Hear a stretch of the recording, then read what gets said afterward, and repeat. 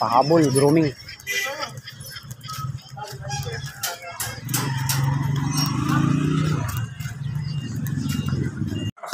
January 12 pa rin to.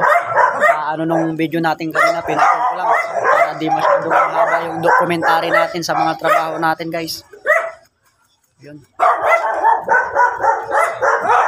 Pick na lang natin yung ating kliyente. After stud, pag-deliver ng video, grooming naman ngayon mga boss.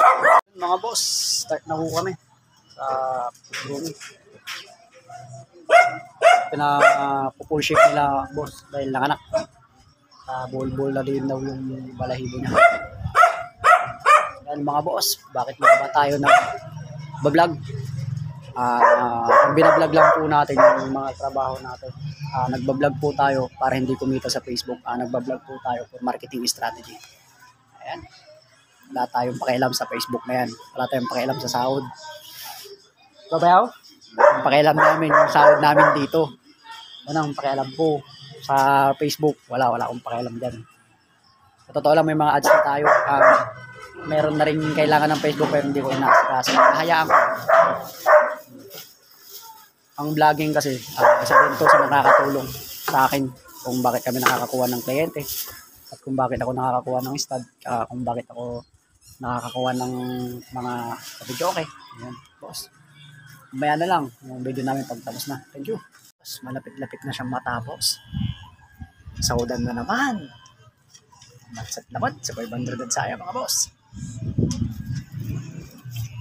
Maganda na. Daisat na mga boss. Anos labat ka talaga din. Pilipinas nung mapidiskarting jaga magapansiri sardinas tanto yung ano na to. Anos labat subilay na talaga. Kailangan kilos, isip ng paraan paano kumita. Kaya ikaw kaibigan, kung may talent ka, pagtiyagaan mo, mag-focus ka kung saan ka magaling. Para kahit paano makatikim ka din ng sardinas kagaya ko. Saka